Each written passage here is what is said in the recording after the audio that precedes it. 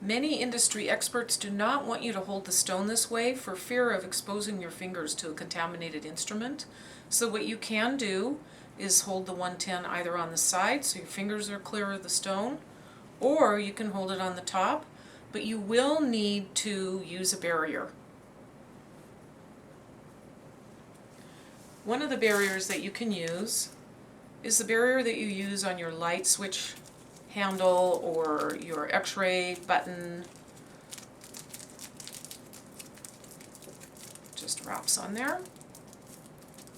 And again, you can hold it on the side, or you can hold it on the top, and you're ready to go.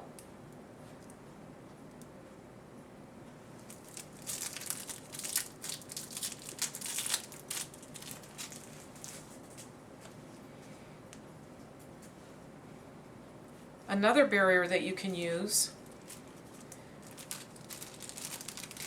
is the barrier that you use on your light handle.